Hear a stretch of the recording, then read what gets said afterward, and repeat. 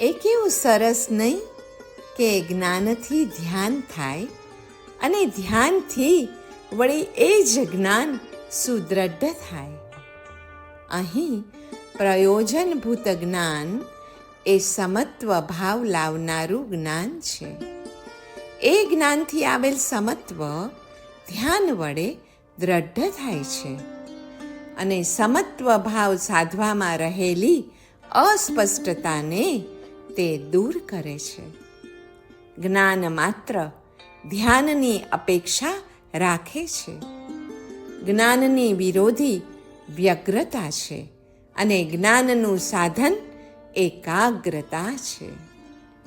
વ્યગ્રતાથી કોઈ પણ વસ્તુનું જ્ઞાન થઈ શકતું નથી. એક એટલે કેવલ સ્વસંવેદન, સ્વસંવિત્તિમય કે કેવલ આત્માનું સંવેદન, જેમાં અન્ય કોઈનું સંવેદન ન હોય. જ્ઞાનથી જ્ઞાતા અને ધ્યાનથી ધ્યાતા અભિન્ન છે. માટે જ્ઞાતા અને ધ્યાતા પણ કથંચિત ધ્યાન સ્વરૂપ જ છે. ધ્યાન પરોક્ષનું જ થઈ શકે છે. પદાર્થ અપરોક્ષ થયો એટલે જ્ઞાન થઈ ગયું.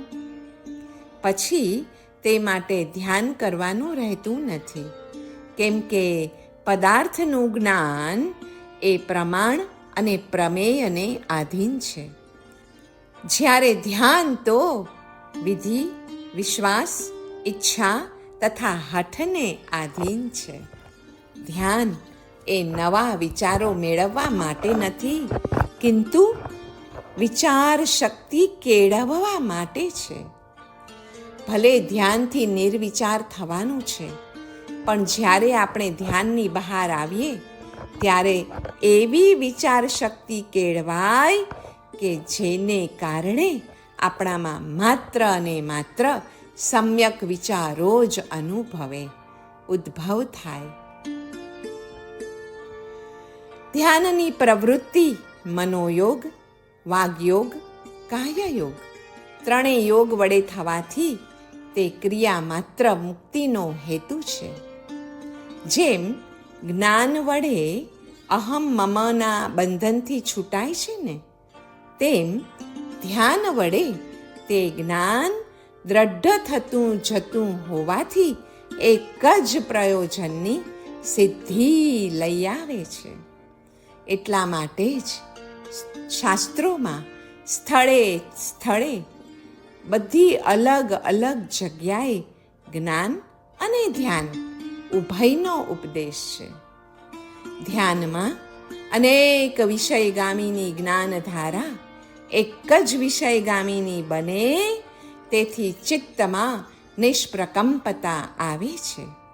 તેમાં સમાધિનિષ્ઠનું સુખ છે. તેને સર્વલયકારી અથવા વિક્ષેપોનો વિલય કરનાર પણ કહે છે. જ્યાં કાંઈક શોધવાનું હોય છે ને, ત્યાં ધ્યાન સહજ પ્રાપ્ત હોય છે. નિત્ય ઉન્માર્ગગામી ઇન્દ્રિયો રૂપી ઘોડાને જ્ઞાન અને વૈરાગ્ય રૂપી લગામ વડે વશ કરનાર મનવાળો સાધક બસ એ જ ધ્યાન માર્ગનો ખરો અધિકારી છે.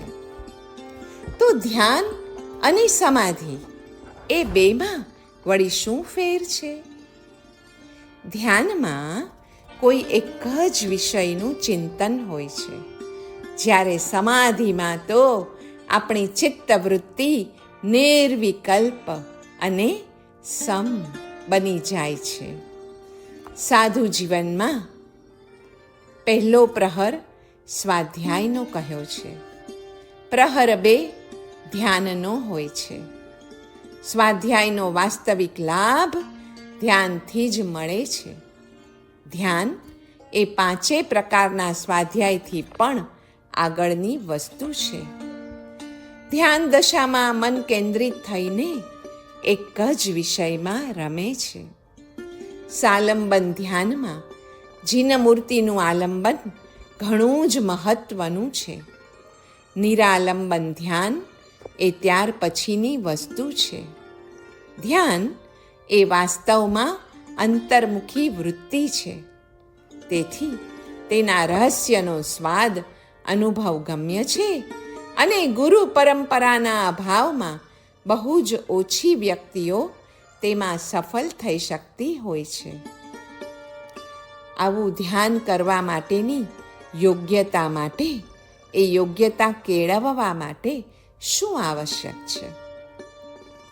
ધ્યાનની યોગ્યતા માટે સૌ પ્રથમ જોઈએ વ્યવહાર શુદ્ધિ, પછી ભક્ષ્ય અભક્ષ્ય આદિના વિવેકરૂપ આચાર શુદ્ધિ, અને પછી પ્રાયશ્ચિત્ત, વિનય, વૈયાવચ્ચ તથા સ્વાધ્યાય આદિ વડે વિચાર શુદ્ધિ. આમ જો વ્યવહાર શુદ્ધિ છે, આચાર શુદ્ધિ છે અને વિચાર શુદ્ધિ પણ હવે આપણામાં જો આવી ગઈ છે, તો માનવું કે હવે ધ્યાન માટેની યોગ્યતા પ્રવેશી ગઈ છે. પ્રવેશ્યા તો ખરા, પણ હવે એ ધ્યાનને તીવ્ર બનાવવા માટે વળી 3 વસ્તુ જોઈએ: પ્રત્યક્ષ યા સાક્ષાત્કાર, બીજી વસ્તુ જોઈએ લક્ષ્યની આત્મીયતા, ત્રીજું સાક્ષાત્કાર તથા લક્ષ્ય દ્વારા સ્વાર્થની સિદ્ધિ. ધ્યાનના અભ્યંતર અને બાહ્ય અનેક આલંબનો છે. અભ્યંતર આલંબનો છે શરીર, પ્રાણ, મન તથા આત્મા. અંગૂઠાથી મસ્તક સુધીના અવયવો, આપણી અંદર રહેલા ષડચક્રો, શ્વાસોચ્છ્વાસ, હૃદયની ગતિ તથા અનંત ચતુષ્ટયવાન આત્મા વગેરે છે. ધ્યાનના બાહ્ય આલંબનો છે તારા, ચંદ્રમા, સૂર્ય, પાણીમાં પ્રતિબિંબ, દર્પણમાં દીપકનો પડછાયો તથા પૃથ્વી, જલ આદિ 5 તત્વો, કોઈ ચિત્ર, પ્રતીક, મૂર્તિ, મંત્ર, મંડલ, યંત્ર આદિ અનેક. પશુભાવમાંથી વીરભાવમાં જવા માટેના જે મુખ્ય સાધનો છે એ છે પૂજા, સ્તોત્ર અને જપ. હવે વીરભાવમાંથી વળી દિવ્ય ભાવમાં જવા માટેના મુખ્ય સાધનો છે ધ્યાન, લય અને બ્રહ્મભાવ. પૂજાથી સ્તોત્ર, જપ, ધ્યાન અને ધ્યાનથી લયમાં જવાય છે. લય એ અભેદ ભાવની જ ઉપાસના છે. યોગ માર્ગ તથા ધ્યાન ઉપર વિશેષ પ્રકારે પ્રકાશ પાડવાની જરૂર છે. તેને માટે ધ્યાનની શરૂઆતમાં નાસિકાની અંદર વૃત્તિ રાખવી. જ્યાં બંને આંખની અણીઓ મળે છે તે ભાગથી અંદર સહેજ નીચે વૃત્તિ આપવાથી શ્વાસ ધીમો પડે છે. સુષુમ્ણા નાડી પછી સંચરિત થાય છે.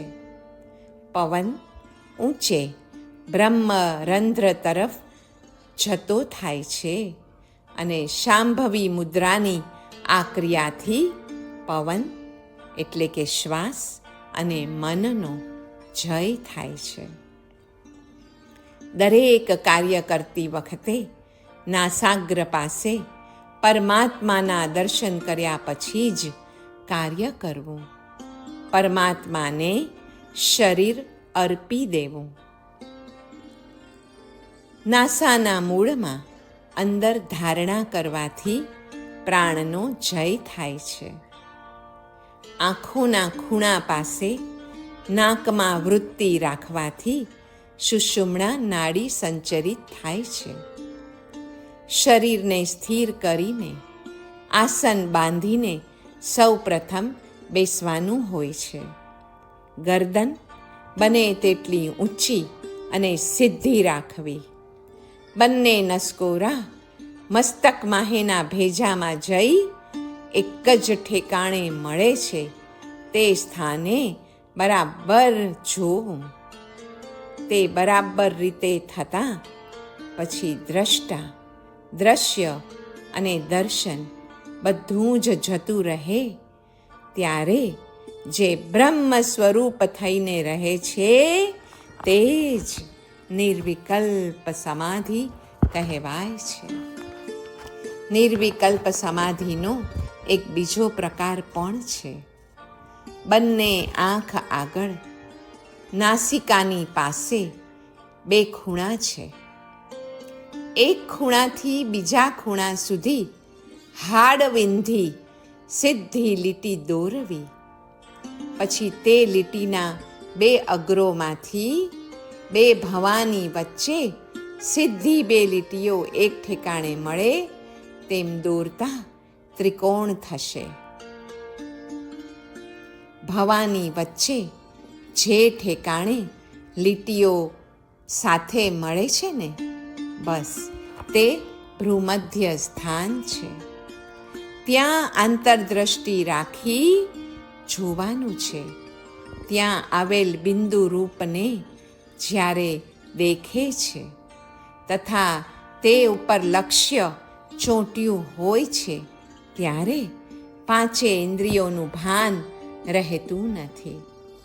પછી બિંદુની આસપાસ દેખાતા પ્રકાશ ઉપર લક્ષ્ય આપવાનું હોય છે.